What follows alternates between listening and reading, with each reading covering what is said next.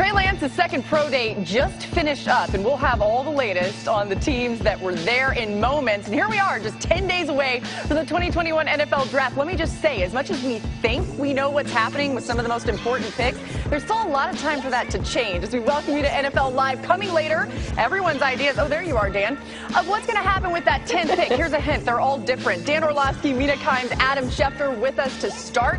Let's roll right into Trey Lance's showcase at North Dakota State today. He's saying, yeah, it's 10 days to the draft, but I'm still going to throw in front of anybody that wants to see me right now. He's also joining us for every single thing you see of Trey Lance has got to be instructive because there's just not that much available. But Adam, you mentioned it, and in 2019, he generated nearly 28. It's an important point of clarification there, Adam. And DJ, when you think about how this could end up working out, I think one of the big things when it comes to Trey Lance is he needs time, right? He needs at least a year to sit behind a veteran quarterback. And when you look at Mac Jones, he hasn't had a whole lot of playing time himself. He only played a year in college this past season, played at a very high level. But when you think about that and both of these quarterbacks and the time that they would have to wait potentially to play, points, the long game here factors in big time.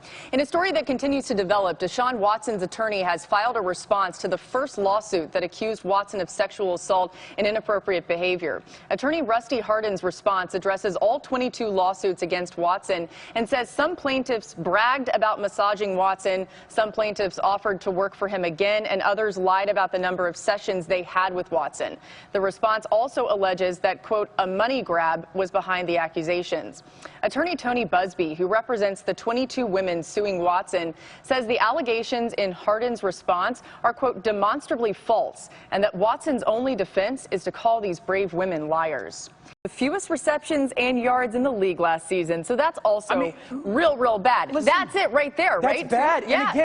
And again, these guys, maybe you. Trevor Lawrence does, right? And his ceiling's already all the way up here ahead of these other guys, but you never know when you think about what his future could be. Up next on NFL Live. Name in there, because he did need to develop. Now, first of all, the organization said, we're going to support you in this development process, Josh Allen. The second part was the coaching staff said, we believe in this development process. We'll help you. The third thing is Josh Allen. You have to put in the time. It takes all three of those things, while also Buffalo didn't burden Josh Allen with the... To Dan. I didn't forget about the rest of my questions, guys. 5 topics down, 5 more to go. Matt and DJ hanging out here. So, DJ, who is the top pass catcher in this draft?